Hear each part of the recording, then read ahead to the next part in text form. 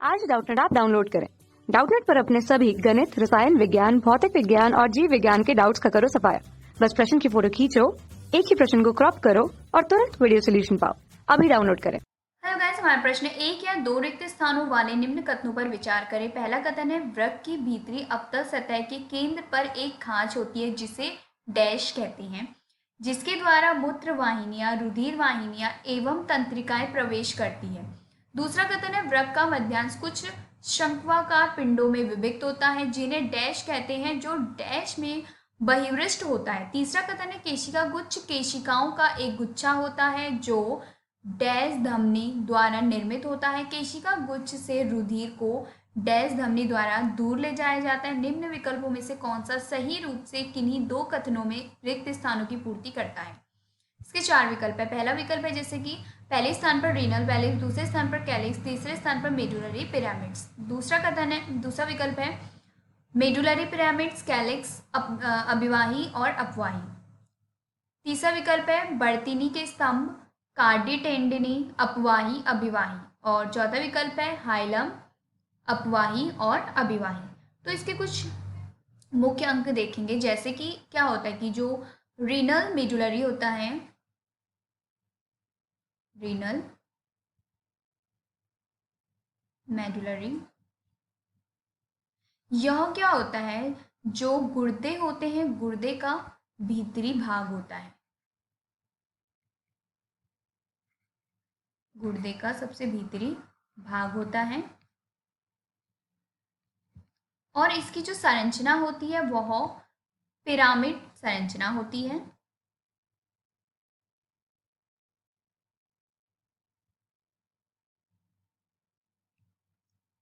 Pyramid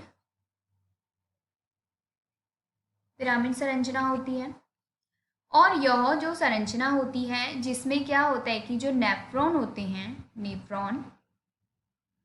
nephron की संरचना का एक बड़ा हिस्सा होता है, यानी कि इसमें नेफ्रॉन की संरचना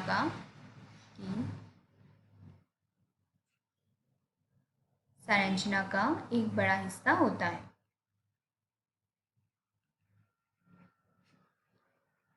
यानी कि इसमें क्या होते हैं, नेफ्रॉन मौजूद होते हैं।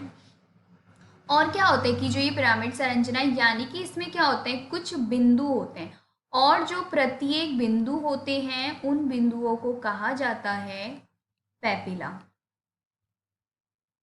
उन बिंदुओं को कहा जाता है पैपिला। और जो ये पैपिला होते हैं ये कहाँ रहते हैं, ये रहते हैं कैलिक्स में। यह एक कैलिक्स में रहते हैं।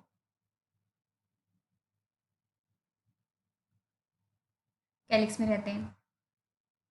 ग्लोमेरुलर क्या होता है कि जो ग्लोमेरुलर किसे कहा जाता है कि जो उत्पन्न होते हैं अभिवाही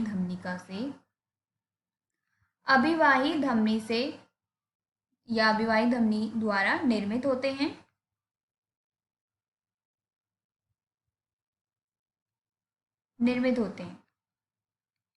और जो ग्लोमेरुलर होते हैं यह क्या होते हैं कि जो केशिकाएं होती हैं, केशिकाओं का एक गुच्छा होता है।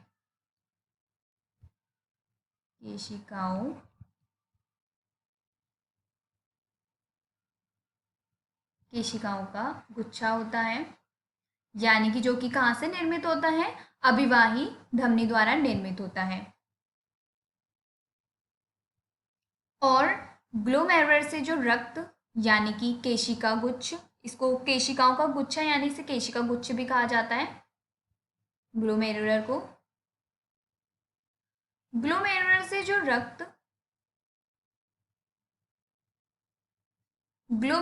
रक्त एक धमनी में जाता है, उस धमनी को कहा जाता है अपवाही धमनी।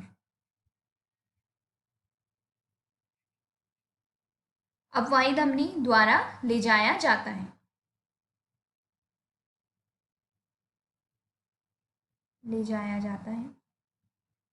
यानी कि इस प्रश्न का जो सही विकल्प है वह है विकल्प दूसरा। दूसरे स्थान पर मेडुलरी पिरामिड्स, तीसरे स्थान पर कैलिक्स, चौथे स्थान पर अभिवाही धमनी और पांचवें स्थान पर अपवाही धमनी। Thank you. कक्षा 6वीं से 12वीं से लेकर नीट, IIT, JEE वो एडवांस के लेवल तक 1 करोड़ से ज्यादा छात्रों का भरोसा। आज ही डाउनलोड करें डाउटनेट ऐप या व्हाट्सएप करें अपने सारे डाउट्स 8400 400 400 पर।